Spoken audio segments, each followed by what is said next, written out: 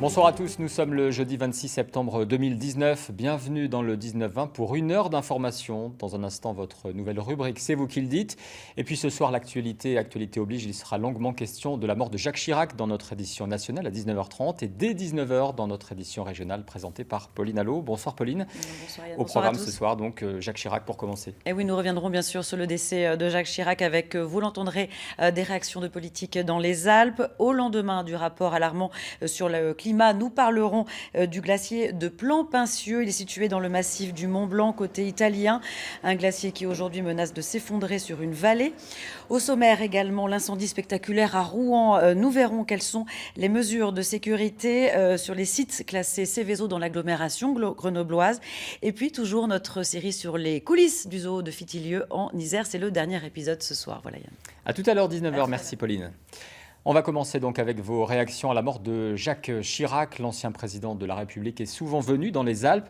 Après avoir commencé sa carrière politique comme stagiaire à la préfecture de Grenoble en 1957, Jacques Chirac a notamment inauguré une portion d'autoroute en Haute-Savoie.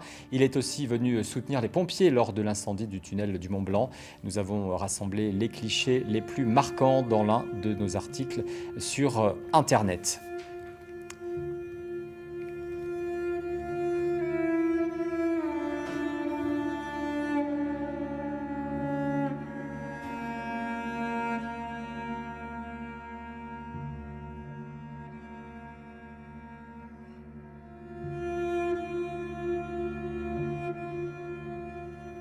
Et vous êtes très nombreux à réagir au décès de l'ancien président. Pour Vanessa, il a été le président qui a su dire non aux États-Unis. Un grand homme charismatique et reconnu à l'international, selon Claude. Pour Anne, il était aussi fondamentalement antiraciste comme Clémenceau. Autre réaction moins admirative, celle-là, celle d'Olivier. Il nous a fait perdre 10 ans, écrit-il, sur l'écologie, l'économie ou encore la baisse de la dette. Enfin, cette autre réaction plus amusante, sous la forme d'un gif que nous a envoyé Laurent.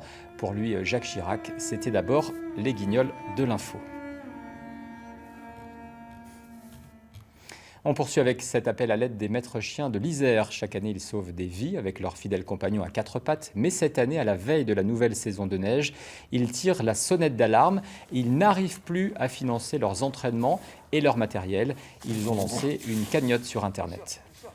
On intervient avec nos chiens tout simplement parce qu'il y a eu un accident d'avalanche. Il y a une personne enfouie sous la neige. Et le chien, grâce à son nez, est capable de nous indiquer où se trouve la personne. Ce que l'on espère aujourd'hui, c'est que on puisse continuer à aider en fait les maîtres chiens à s'entraîner parce que ça demande des moyens matériels, des moyens en termes d'assurance aussi parce que tout le monde, vu qu'on s'entraîne toute l'année, tout le monde n'est pas forcément sous contrat de travail, donc ça nous demande une assurance complémentaire par exemple. En termes de matériel, par exemple l'année dernière, on a commencé à faire l'acquisition de DVA qui ont aussi une balise pour le chien, d'accord ? Ce qui nous permet, en cas de suraccident, c'est-à-dire si le chien va sous une avalanche, qu'il sera équipé lui aussi sur une autre fréquence. Sur les moyens que l'on utilise, il y a par exemple des outils tels des bâches de camouflage pour pouvoir cacher des victimes à des endroits. On fait des entraînements en spéléo, en acrobranche, donc on a tout le matériel, cordes, mousquetons, etc., les baudriers. Et évidemment, on a tout l'équipement d'une équipe qui doit se déplacer en montagne, quoi. Et je vous le disais, les maîtres chiens de l'Isère ont lancé une cagnotte sur Internet. Vous découvrez le lien en bas de votre écran. À suivre cette vidéo étonnante qui vous a aussi beaucoup fait réagir sur la page Facebook de France 3 Alpes. On y découvre une méthode de calcul venue d'Asie et testée en ce moment en Alsace. Ces petites filles n'ont pas de tics nerveux dans les doigts, ce sont des as du calcul mental. En quelques secondes, sans l'aide de quoi que ce soit, elles additionnent et soustraient à une vitesse faramineuse. Leur secret, l'abacus, ce drôle de boulier originaire de Chine. L'apprentissage se fait en 2 étapes. D'abord, les enfants apprennent à calculer avec l'abacus, puis ils l'imaginent grâce à leurs petits doigts, et là, font tout de tête. Ça permet de développer l'intelligence des enfants, ça permet de développer l'authenticité. Et en plus, les enfants qui apprennent cette méthode, après, ils calculent bien maths en école. On y va. Moi, j'aime bien parce qu'on calcule plus vite et on est les plus intelligents de l'école. Au magasin, je l'utilise pour savoir combien d'argent il me restera après l'achat, par exemple. Outre ces applications concrètes, la méthode Abacus permet un extraordinaire développement de la concentration. Pour exemple, la petite Soumaya récite un poème tout en réalisant des calculs mentaux. Elle voit chez les feuilles, elle voit ce bras du vent qui les emporte. Réponse 8. Et vous, que pensez-vous de cette méthode qui semble pour le moins révolutionnaire? Vous êtes nombreux à avoir été impressionnés, mais Sophie est pessimiste.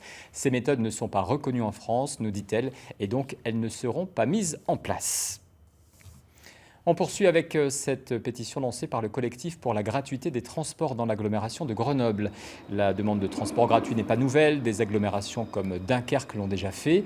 Ce devrait être en tout cas l'un des sujets de la prochaine campagne pour les municipales dans la capitale des Alpes. Quel est votre avis sur ce débat ? Sur notre page Facebook, Nelly résume l'avis de pas mal d'internautes. Il ne faut pas pousser, écrit-elle, rien n'est gratuit dans ce monde et on le paierait de toute façon. Elle reconnaît cependant que l'abonnement au transport est cher et du coup peu incitatif. On a commencé avec la mort de Jacques Chirac, on termine avec cet hommage de la ville de Grenoble. Éric Piolle a annoncé cet après-midi qu'un lieu emblématique de la ville serait rebaptisé en hommage à l'ancien président de la République. On passe à la météo avec du beau temps, toujours demain sur les Alpes. Le soleil devrait résister sur nos 3 départements alpins, Savoie, Isère et Haute-Savoie.